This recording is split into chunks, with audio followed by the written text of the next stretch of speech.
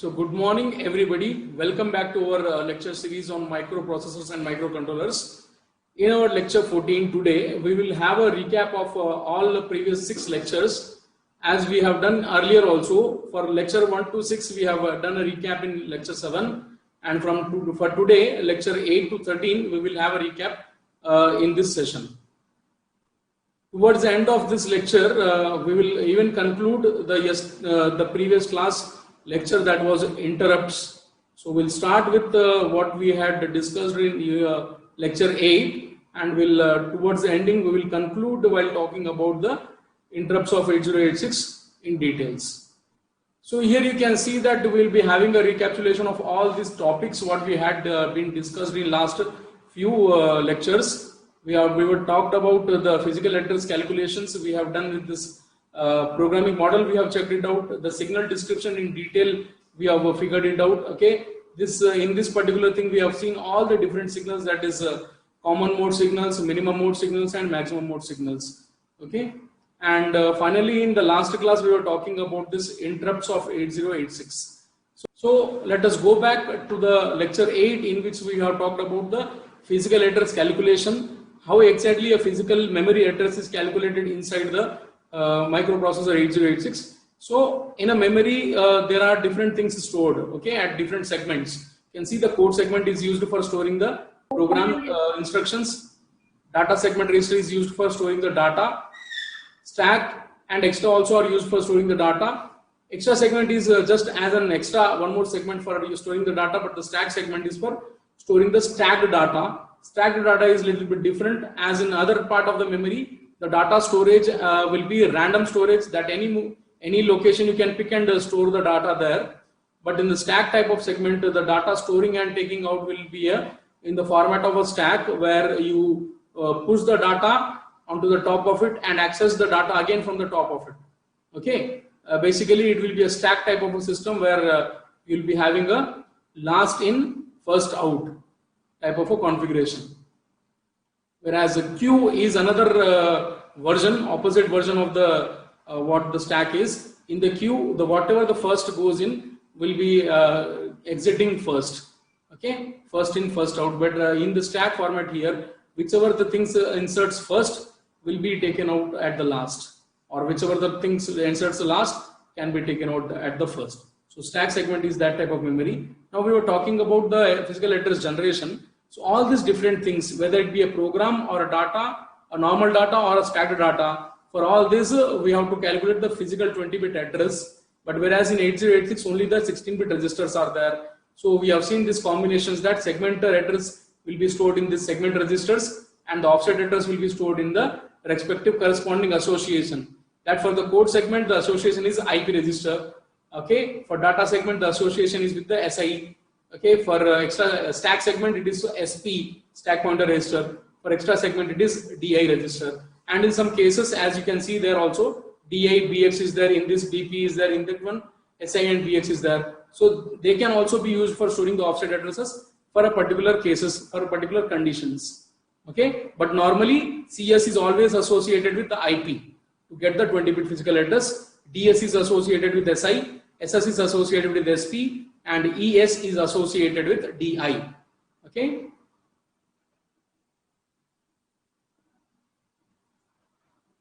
So we have seen that how exactly a 20-bit physical address is calculated. It is generated by taking into a segment address of 16-bit size, multiplying the segment address by 10 hexadecimal, or we can say that shifting the hexadecimal by one digit position to the left side and inserting an 0 towards the right side, 0 digit in the hexadecimal to the right side, and then adding this content what we got with the 16-bit offset value. Okay, this will give us the 20-bit physical address. We have seen also few examples that how it is being done. Okay, this is how that whole process. So this particular operation of adding this thing will be happening in the address generator block, which is available in bus interface unit. Earlier we have seen the architecture. We have seen that bus interface unit contains the address generation block. So that address generation blocks does that calculation of getting a 20-bit physical address from the segment address and the offset address. We have seen this example also, that if the CS is containing a given number 2500 hexadecimal and IP has some 95F3, then how does a 20-bit physical address calculated? So we'll take the segment address. Okay, we will shift that one by 1 digit position to the left side. That will introduce a 0 to the right side. Okay, then this number will be added with the offset. Here in this case, the offset is 95F3, and finally by this we will be receiving our 20-bit physical address. Okay, you can have a look on it. Another example also we have tried it here. Okay, this one. And in this particular example, there were things asked that what is a logical address. Now understand that logical address is always given as segment address colon offset address. So here in this case, the segment address is what is there in CS register, and offset address is what is there in the IP register. So logical address is formed by CS colon IP in this particular case. And for the data type of memory, wherever that data is stored, that particular data segment of the register, we have to take it. Suppose the DS is there. So DS content will be the segment address, followed by that one SI content will be the offset address. So DS colon SI will be our logical address in that scenario. But for this example, as a code segment is given, code segment colon the IP register will be the logical address. So that is, you can find it out here. Second question was asked here, that what is about the offset address? What is the offset address in this? Obviously the offset address is there in the IP register, that you can find again that it is 634A.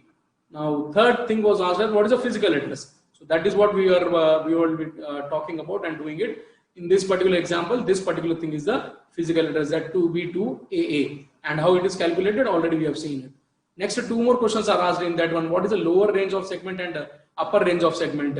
Whenever we have a 16-bit segment address, from that 16-bit segment address, always we can calculate and get the lower range and the upper range of the segment. Okay, how we can do that one? You have to take the segment address, add 4 hexadecimal zeros. Okay, you have to take the segment address and add 4 hexadecimal zeros to get the lower range of the segment. Obviously, it's a base of the segment where the segment is starting. Now, upper range of the segment is the maximum capacity, the last address in that segment. We know that the segment's capacities are 64 kilobytes maximum. Every segment size is 64 kilobytes maximum. So to get the upper range of any segment, we have to take the segment address content, that means segment register content, segment address. In this case, it is 24F6. Okay. Then we have to add that one with the 64K, that is 65,536. So why, when we are doing this one, that number what I've just not told in decimal, it is 65,536. Now that one is represented in the hexadecimal as FFFFH. 4 times FFFFH. In decimal it is 65,535. Basically 64K. So that you have to add to this base. So we'll get the last value in that one. So the last upper range in this one is 34F5F. So you can see this one. The lower range is the where the segment is starting, the bottom of segment, and upper range is the last, the top of the segment where the segment is ending. The last address in the segment. We have seen next the programming model. Here while discussing programming model, we have seen both the programming models, the hardware programming model and even the software programming model of 8086. So in a hardware programming model, we can see that all the programmable registers of 8086 will be there in the hardware programming model. Okay, which all the registers which are program accessible. That means a programmer can put some value into that one. That will be the programming model of 8086. So here you can see that one.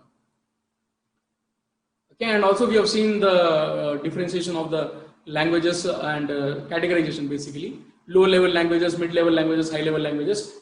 In our course, we will be talking about the lowest level language possible, that is assembly level language. Furthermore, lowest is the machine language, which the computers only understand. You can find it out here. So machine language is basically a zeros and ones. We are doing the programming one step ahead of this, that is assembly language programming, where we write English mnemonics such that a programmer, the human being, can easily interpret them, understand them. Whereas when we write the things in binary, zeros and ones, which the computer does understand, it is difficult for humans to understand that one. And anyhow, you are aware about the high level languages. You have studied one of them, C language obviously. In the coming courses, we will be also studying the Java and other languages. Okay. And the difference we have seen that the high level languages are required more translation such that the machine can understand. Lower level languages are more system specific, the machine specific. Okay, for a particular device, in what way that device will understand and write, we'll write the English mnemonics for that particular device in that way only. Next is this software programming model, where the program structure we have understood. In assembly language program, what are the different things are there? The whole thing in this white background, you can check it out. That's a assembly language program for adding two numbers, 16-bit numbers. Okay, so in this whole process, there are different things in this particular program. One is obviously the set of instructions. Okay, a program is a set of instructions, the instructions given to the processor for performing any task. So here in this red block here, that you will find all your program instructions. So everything here is a program basically.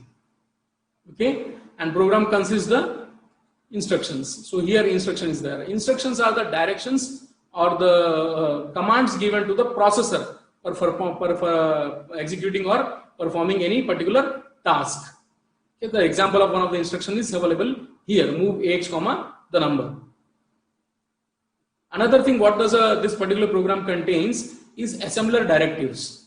Now we have earlier seen that when we are writing a program not in machine language, any other higher language, then that has to be translated to the machine. So here when we write the programming, assembly language programming, assemblers are used for translating our program into the machine language. So here few things in our program, we will write it for that assembler to help easily convert that assembly language code into the machine language. So these things are called assembler directives. So assembler directives are basically a hints or directions we as a programmer are providing to the assembler such that the assembler can do its job easily. Okay, what is the job of assembler? To translate, to convert the assembly language code into a machine language code, that is binaries, zeros and ones. One more technical word if I want to use, that is called as opcode. Every instruction, its binary representation is called as opcode. Okay, so that new word here, you can check it out. Opcode it is. It is short for operational code actually. Next certain thing which it is preferred that every programmer must do and write in the program is that comments. It is not mandatory. No assembler, no compiler, no interpreter will anytime take this comments into account for doing in their process to convert and get the binaries. We just write the comments such that the other fellow programmer, other human being can understand that what instruction we have written and what exactly that mean. So what is the meaning of each instruction? That comments, with the help of comments and annotations, we are helping the other human beings to understand our program easily. But for a machine concern, for computer concern, it does not require you to write the comments. Okay, but always we do prefer that we have to write the comments such that the other fellow programmers and the other people, those who are associated with this one, can easily understand what exactly we are intended to write in that program or any instruction. Briefly, we have seen this AD0 and BHE bar signal for making our understanding more clear about the physical memory organization in 8086. In 8086, physically the memory is organized as two parts. One part of that physical memory is called as odd bank and another part is called as even bank. Why it is done so? We have talked about earlier that the 8086 can have a 8-bit of data access and 16-bit of data access as required when required. So for allowing the 8086 to have a 8-bit data access, and when it is having 8-bit data access, then what address it is asking the data from, whether that address is even address or odd address. So for this purpose, your addresses are the memory in 8086 is organized in two different ICs. One IC contains all the even addresses. You assign all the even addresses into the one IC of your memory, and another another IC of the memory contains all the even addresses. So this AD0 and BHE bar are useful for chip select of between these two. So that which address we actually want to access for data change. Okay, whether that address is an even address or odd address. So AD0, that is A0 basically, actually address LSB bit, it is used for invoking or chip select for the even addresses. Because we know about the LSB bits that LSB bits are 1 for every odd numbers and 0 for every even numbers. So chip select is active low. So 0 when you give it, it will be chip selected. So even addresses are chip selected by the every even address, that is A as a 0. A suffix is 0 as a 0. LSB of address is 0 for every even number. So we use this A0 for that purpose, and BHE bar is for bus high enable. As the name says that it enables the higher order data bus. Higher order data bus totally is of 16 bits, 0 to 15, D0 to D15. In that one, D0 to D7 is the lower data bus, D8 to D15 are the higher order data bus. So bus high enable, this particular signal number 34, it is used for enabling the higher order data bus. Now in the physical memory organization connections, you can check it to that one. I'll come back directly to that thing. In the physical memory organization, you can check that the higher order data bus, that is D8 to D15, is connected to our odd bank of the memory, and the odd bank of memory is chip selected by this BHE bar signal. So it is chip selected by BHE bar, and that is chip selected by A0. Okay, and different combinations of this BHE bar and A0 gives us the different data operations. So when both of these bits are 0 and 0, both the memory ICs will be chip selected on, okay, even bank and odd bank. So that means 1 byte from even bank and 1 byte from odd bank, both will be taken. Total 2 bytes, that is a word, total 16 bits, okay. So 16-bit data access and operations can carry out when both this BHE bar and A0 are 0. When any one of that one is 0, either you take it the data from the higher byte or the higher byte of the data from the odd bank, or the lower byte of the data from the even bank. And when both of these are 1 and 1, okay, both are inactive, both the chip selects are disabled, none of the chip is selected for the data communication, and there is no data exchange. Okay, after this we have talked about the signal description of 8086. In the signal description initiation, we have checked it out that 8086 can work in 2 different modes of operations. That modes of operations are, one is the minimum mode operation and another is the maximum mode operation. So what these different operations are there, and the signal categorization we have done also, again the minimum mode signals, maximum mode signals, and the common mode signals. So we have started our discussion of signals from the common mode signals. First of all, everything that the common mode signal, when we are talking about, very common signals are the power supply. Pin number 1, 40 and pin number 20. So 40 is VCC, 1 and 20 are the ground. So they are very common in all minimum mode and maximum mode. So we have to give the supply at this thing. And after that, another common signals we are having the data bus and address bus. Data bus is a 16-bit size. These are the bits, pin number 2 to 16, then pin number 39. These are the data bus D0 to D15. Also, along with having the data operations, these same lines will be used for lower 16 bits of address, A0 till A15. They are time multiplexed. When we say time multiplexed, certain amount of time they work as address and another amount of time they work as data. We have seen in the timing diagram about this one clearly. And we have this bidirectional ED lines 0 to 15. Next address lines, upper 4 bits are the next 4 pins in the pin diagram, that is pin number 38, 7, 6 and 5, 35, 36, 37, 38. They are A16, 17, 18, 19. So we got A0 till A19, 20, total 20 address lines. Okay. Next to this is the BHE bar, about which one very clearly we have understood while talking about the physical memory organization, how this BHE bar is useful for chip select for of the odd bank or the upper byte of data access. Next to this particular thing was pin number 33, very crucial pin in this pin diagram of 8086. Why it is crucial? Because obviously this is a pin where we can make the operation of mode 8086 switched. It can switch the operation of 8086 by using this pin into a minimum mode or into the maximum mode as required. Okay, so what exactly it does, what are the minimum modes and maximum mode, and you can see here in the minimum mode what signals are there, in maximum mode what another signals are there.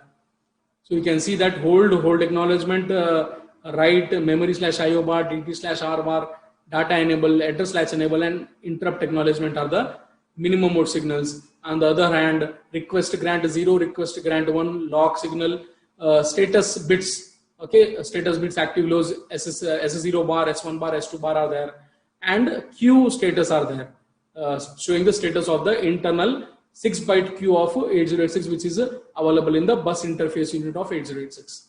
So basically these are the signals in minimum mode and maximum mode. Okay, so this particular pin, you can use it for switching between that operations of minimum mode and maximum mode. As you can see, mn/mx bar, so bar is over the mx, that is maximum. That means here when you give logical 1 on this line, the processor will be in the minimum mode of operation. When you give a logic 0, okay, maximum mode will be activated. So always you can switch between the minimum mode and maximum mode by using this pin number 33. Okay. So minimum modes pins we have checked out in detail also one by one of what they were. Maximum mode pins also we have discussed in detail. So starting with the minimum mode pins, the read signal is this. We have seen that it is indicated low when the processor is reading. So it's output pin from it. All this, every pin you can see the direction of the pin. Signal is going inside the processor or coming out of the processor, and sometimes it is both directional, coming in and going out. So that you can understand by seeing this arrow marks here.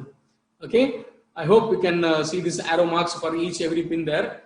So that indication will give you whether that pin is coming in to the processor or going out of the processor, or it is bidirectional.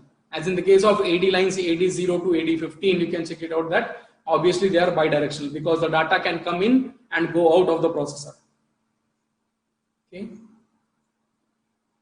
So next was the ready, test was there, ready is there, reset is there. About reset, a little bit conclusion we'll do it for today also. Very briefly, we understood last time that when we want to reset the processor, a continuous high signal for 4 cycles, we have to give it on this pin such that the processor 8086 is going to reset. So on reset, what exactly happens? That points we shall talk about in today's class towards the end. Basically, you have to understand that the processor will get reset. It will go to the initial state where all its flags are 0. Okay, internal registers are 0. ALU is cleared. Instruction queue is cleared. Everything is clear basically. So what exactly is there? Point by point, we will see in our conclusion point today.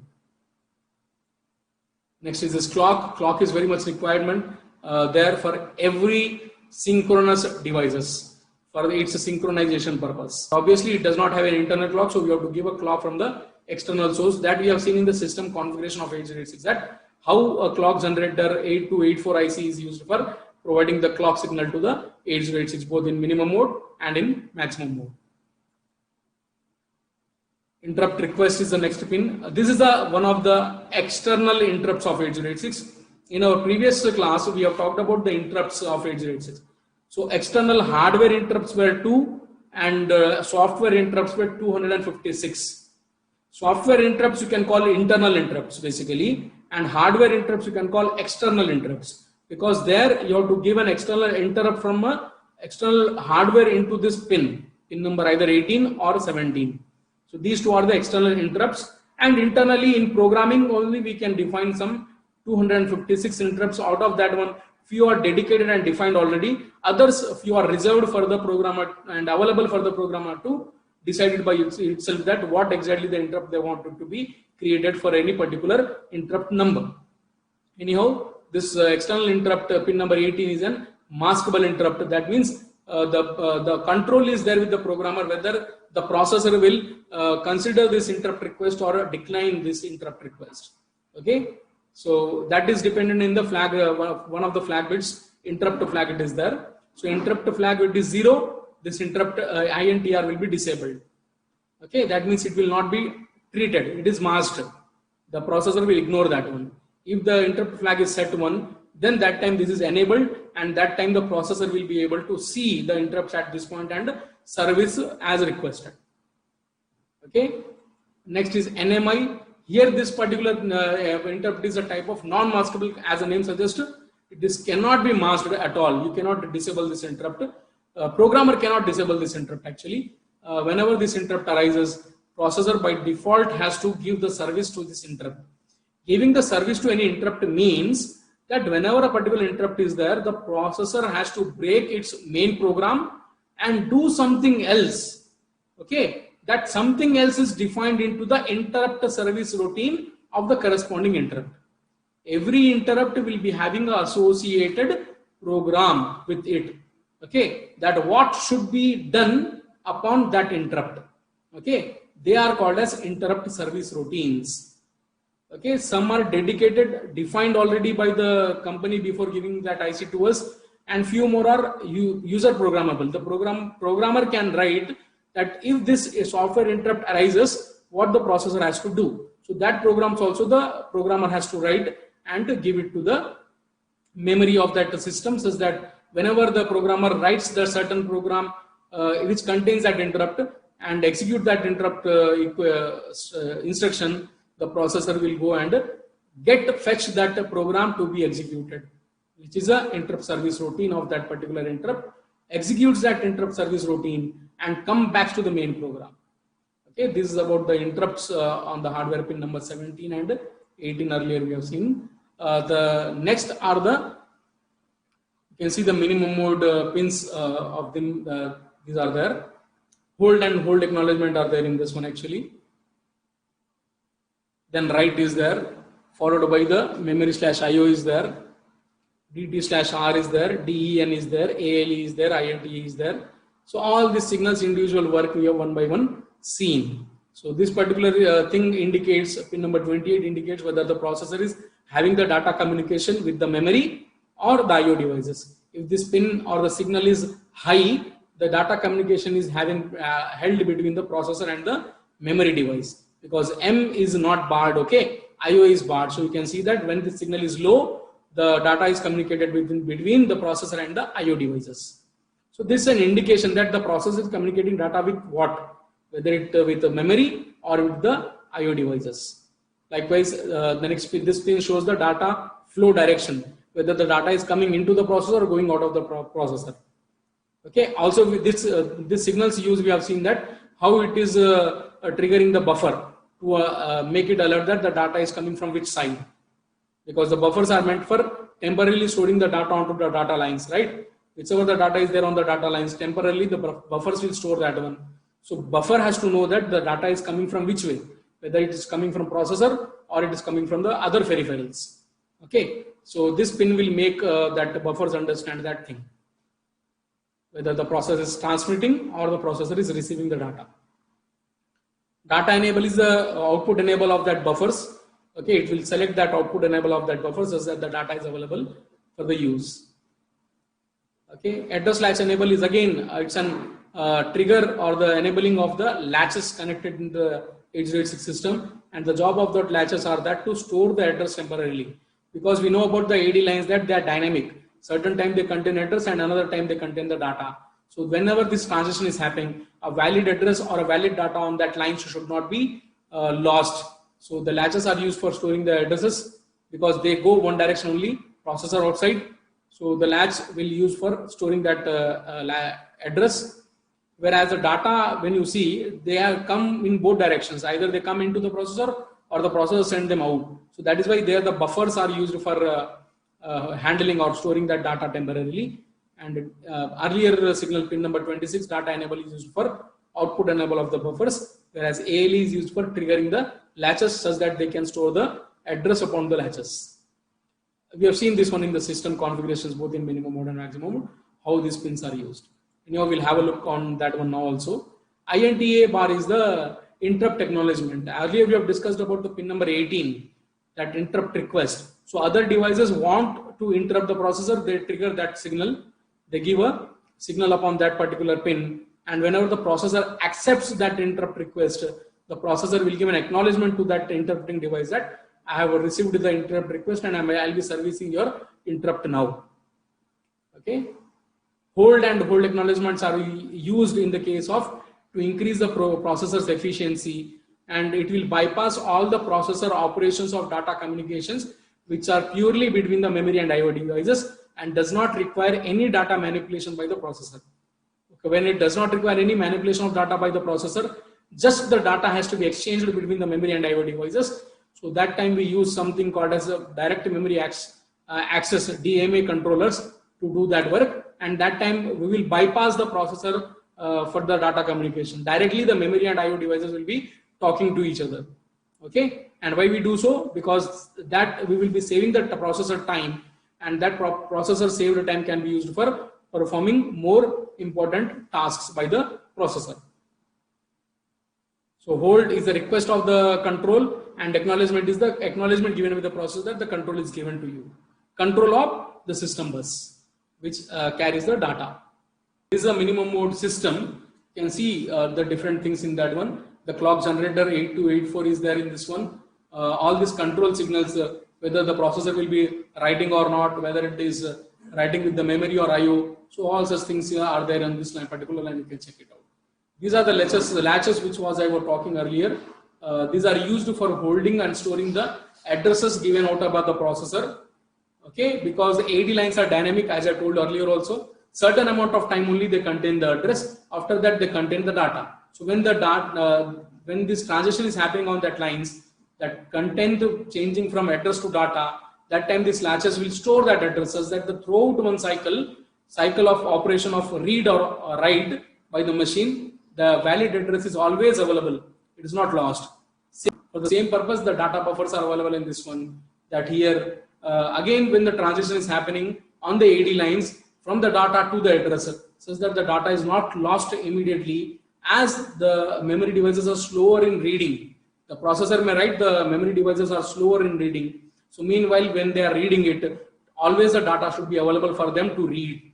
Okay, processor is writing, but that written thing will be stored into these buffers such that the slower devices can slowly write upon themselves. So then we have seen these timing diagrams. Okay, it's very obvious that transition is on this bus, that address is there for a while, then little bit tri-state is there, nothing is there on that one, then the data is there. So at this transition, your ALE has to make sure that the address is not lost, it is latched. So that is why ALE signal initially at the first cycle itself it is high, activating the latch such that the valid address which is there on this one is latched. It is stored into the latch. Okay, and similarly the data enable, you can check it out here. It is active low signal, so it has to get low to activate the buffers, enable the buffers. So at this point, when the valid data is there on the AD lines, data enable is activated. DEN bar at the last you can check, and it is enabled. So such that the valid data is stored onto the buffers. Okay, the similar thing we have checked it about the maximum mode things also. All these different pins, request grant is there. We have started with the discussion of the maximum mode signals by talking about the queue status. Earlier in the architecture of 8086, we have seen that there is an internal queue of 6 bytes in 8086. So what status is there of that queue? It is indicated by these two lines. Okay, these two lines gives the 4 combinations of them 00, 01, 10, 11. So it shows that what exactly is happening into that queue, whether no operation or the first byte of opcode is being accessed, or the queue is empty, or the subsequent byte of the opcode is accessed. Opcode means the instructions here, basically in the form of binaries. Instruction when they are in binary, we call them as opcode. Okay, normal instruction in same language, when it is there, we call that one instruction, and when it is in binary, we call that one as opcode. So these queue status lines are used for showing the status of the queue. The next are the status lines S0 bar, S1 bar, and S2 bar. These are again used to generate the control signals in the maximum mode. We have seen that there are no control signals of M/IO bar, interrupt acknowledgement, okay, and write signal is not there. So to accommodate that control signals, these 3 lines are used, and these 3 lines will give us total 8 combinations of them, and that 8 combinations can be seen here. That it tells whether the interrupt acknowledgement has been generated by the processor, or the processor is reading. If it is reading, it is reading from IO or memory, and if it is writing, then it is writing from memory or IO, and the halt state is there, and it also shows that when the processor is accessing the code. Okay, the processor can access the data and the code. So when it is accessing the code, that also is shown by the combination of this S2 bar, S1 bar, S0 bar as 1, 0, 0. Likewise. So 7 of them are active, the combinations of the status lines 0, 0, 0 onwards till 1, 1, 0. So these 7 are active, and one combination of them is inactive, because all of them are active low status lines. Bar is there. So that is why when they are 1, they are inactive. So last combination is inactive of the status lines. Okay. The lock signal we have talked about. So lock is for locking the system bus to that processor when it is performing a critical operations. such that the system bus is not taken away by the bus master. In the maximum mode, there is a bus master who controls the system bus. We have talked about this one detailing. Request of grant are again, it's a request and grant of the system bus between the processor and bus controller and another processor. So system containing two processor and one bus controller, they communicate to each other for the request and grant of the system bus upon these lines, pin number 30 and 31. Okay, we have seen this system diagram of this 8086 in maximum mode. Everything will be similar except this particular bus controller block, what was there in the minimum mode. In minimum mode, everything is there except this bus controller block. So bus controller block is taking this status lines in and giving all as the control signals output.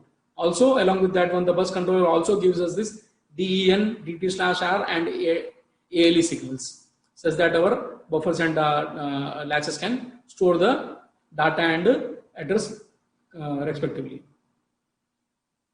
Timing diagrams of the 8086 also we have checked in this one. Specifically, we have to talk about, they are similar in the minimum mode and maximum mode when we check it out. When we talk about the write cycles of maximum mode, you have to see that the bus controller generates two extra signals in this one, that is advanced memory write and advanced IO write signals.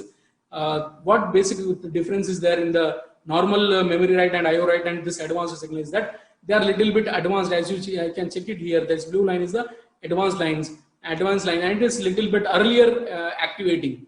So these are active low signals, and when it is 0, you have to see that they are activating. So they are activating earlier than time than the normal usual memory and IO write cycles. Starting with this interrupts, basically interrupt is a condition which causes the microprocessor to temporarily stop its main function, main task, and switch to the another task assigned by that interrupt. Okay, so you can see the timeline is going on here. From this time at this side to the other side, the time is increasing. So earlier it's performing some main program. At the interrupt request INT, it switches to the interrupt service routine. This block is the interrupt service routine of that interrupt. Executes that one. On completion, it will return back to the main program and continue that. Okay, so this is basic interrupt thing in 8086. This is a classification of interrupts. Basically, there are classified as two things: hardware interrupts and software interrupts. Hardware interrupts are again two types. We have already seen this particular hardware interrupt thing while discussing the pin diagram. Pin number 17 NMI and pin number 18 INTR. These are the two hardware interrupts in the 8086 system. Okay, these two are that one. And software interrupts, total of 256 different software interrupts are there in the 8086 system. About this interrupt request, these are the maskable interrupt requests. The programmer can choose whether the processor has to service this or not. Enabling, disabling is available in the interrupt flag. These are the non-maskable. The programmer does not have any control upon disabling this type of interrupts. The processor definitely has to stop its main program of execution, service the interrupt requested by at this pin. Okay, pin number 17 NMI, service that one and come back to the main program. And NMI, when, at what purposes it is used? It is used during power failure. Suppose a program is being running on the processor, it's already there. Suddenly a power failure is there. That time the power failure signal is being triggered to the processor few milliseconds ahead. That means there will be a capacitor available on the processor board. Even though you switch off the power supply for few milliseconds, the charge and capacity, the power will be available for the processor. As the processor tasks are performed very fast, few milliseconds of time is very sufficient for it to run particular type of a non-maskable interrupt. So as soon as the power fails, the capacitor charge available on the board will help to trigger this pin number 17 NMI onto that one, and it can perform a particular closing task before the power completely goes off. Obviously, power main supply is gone, but charge available in the capacitor will make that processor to work for a small amount of time, such that it completes the pending work and close the work, such that the no data and file loss is there. Okay, for critical response times, for non-recoverable hardware and errors are there. Suppose some hardware failed, so some operation is going on regarding that hardware. So a trigger can be given to the processor that hardware is failed and no, the task regarding that hardware should be concluded now, as that hardware is not responding. The connected hardware, the module. Okay, it can be used for as a watchdog timer. Watchdog timer, earlier also I talked about that. Watchdog means it watches, continuously monitors certain event to happen. So when it happens, accordingly it takes a decision whether to trigger or not. Okay, like suppose the scenario is there when you are keeping some sensors into the room and the room light should on only if somebody enters into it. So proximity sensors are there and light is there. Somebody enters into it. Meanwhile, what you are doing is just watching it till a certain person enters into that room. So watchdog interrupt type thing is triggered into this one. If somebody enters, the sensor will sense that thing and trigger to the process to make the light on. So we are triggering the certain processor or the controller there to do certain task immediately upon watching something. So what that is watchdog timers, and it is also used for during the memory parity errors. Basically, hardware type of errors and power failures, this type of things will be using this NMI, because those situations are not avoidable. You cannot avoid those such type of situations. Okay, software interrupts total 256 are there. Okay, decimal number 00 till FF. FF stands for year 255. So total of 256 different interrupts are there here.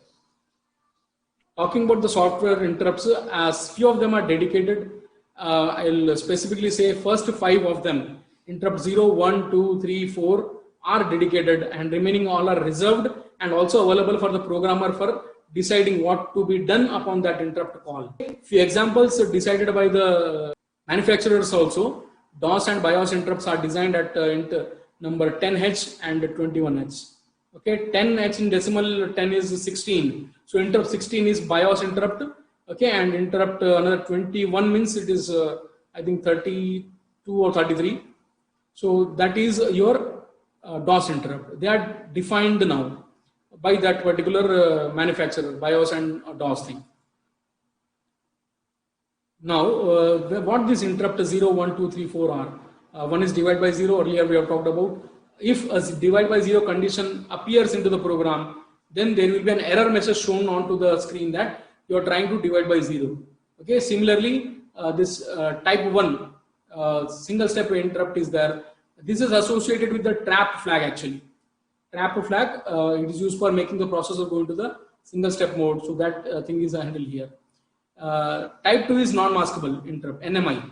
NMI hardware pin number 17 it is there. In software triggering when we have to do, we can call that one by the int2, type 2, okay. Breakpoint interrupt is very common interrupt we will be using also in the programming. int3 for breaking or pausing the program, earlier we have talked about. Type 4 is for overflow interrupt, okay. It will watch the binary arithmetic overflow, signed numbers, and accordingly this interrupt will arise and to show an error message that overflow of that operation happened. What is overflow? Earlier we have talked about. So this is basically what happens. Processor running the main program, at a certain point the interrupt triggers to it, and upon triggering it will do certain task. It will save the content of flag, CS register and IP register onto the stack memory, go to the interrupt service routine of that particular interrupt, execute that interrupt service routine. After completing the execution of the interrupt service routine, come back to the main program exactly at the same point where it has left. How it will get back to the same point? By having the same CS and IP. Earlier what they left, it has to start from there. So they are saving the CS and IP onto the stack such that it can come back to the same position, because otherwise it will not know where it has to come back. So the push and pop is for that purpose. Pushing the CS, IP and flag onto the stack and popping them back when they are switching back to the main program. So this is what happens. Executes the interrupt instruction in the software end is written, jumps to the interrupt vector table. It will take the CS and IP of the interrupt from the interrupt vector table. Once it has that, it can reach to the program of ISR, interrupt service routine. Okay, it pushes the existing CS and IP onto the stack, loads the new CS IP for that interrupt thing, ISR, executes the ISR and switch back when completed. This is the interrupt vector table of 8086. It contains the addresses of all interrupt service routines, ISR. So total 256 ISRs are there. All of their addresses will be stored into this interrupt vector table. How it is stored, earlier we have talked about in a previous class that every interrupt service routine's physical address 20-bit will be stored into this interrupt vector table in the format of 16-bit segment address and 16-bit offset address. So that is how it is stored. Okay, this is another view of the same thing. Type 0, type 1, type 2, so on. Type 255, it will be there. All these interrupts will be there. This is how any interrupt service routine's address from the interrupt vector table is calculated. Suppose we have the interrupt number with us. In this example, int 2 is there. So how to get the location where this interrupt service routine address is stored in the interrupt vector table? So 2 multiplied by 4 will give you 8. Now let us switch back to the previous slide and see there. So at address 8, so here you can see at address 8, you can find the type 2 interrupt breakpoint. Okay, sorry, not breakpoint. Breakpoint is interrupt 3, type 3. Type 2 is NMI. So type 2 interrupt NMI is available at the address 00008H.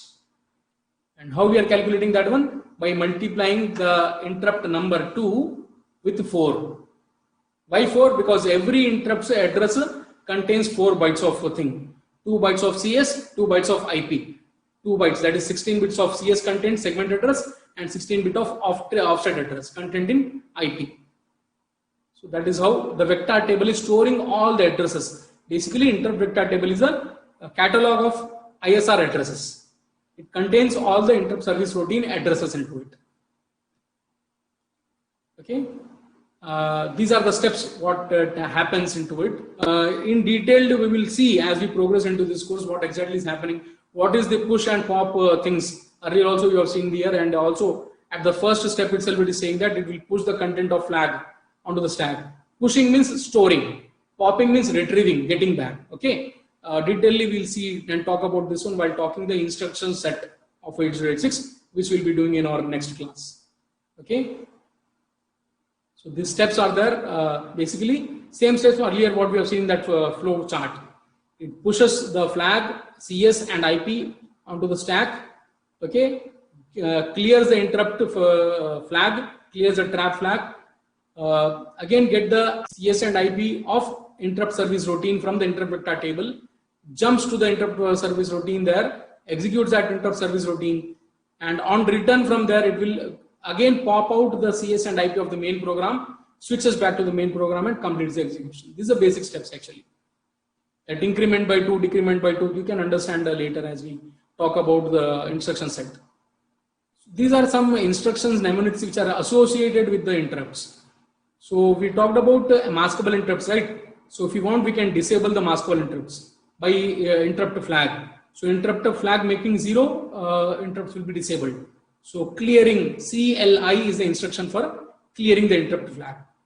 So this again we will talk one more time while discussing the instruction set of it. So disabling and enabling of the maskable interrupts can be done with these two instructions. CLI is for clearing, disabling, and STI is for setting, making it high, enabling basically. So int n is 0, 1, 2, 3, anything till 255. IRET, this is the last instruction in every interrupt service routine. This will make the processor come back to the main program. This will make earlier INTN will make the processor to go to the interrupt service routine. This IRET will make the processor come back to the main program. INTO is the interrupt overflow. This same INTO you can also write as INT04H, because type 4 interrupt is overflow interrupt. There are two ways of writing that one. Either you write INTO or int4. Alt is one of the instructions. Wait is another instruction which we have talked about while discussing the test pin. Okay, when you execute the wait instruction, the processor will go into wait state and it can be revoked only by the test signal. Okay, so that is about this one. Every of these thing instructions again we will clearly discuss while discussing the instruction set of 8086. These are useful for the ISR. So going into ISR, coming back from ISR. What happens on reset? Before we just concluded, what happens on reset? So it causes the processor to immediately terminate its present activity.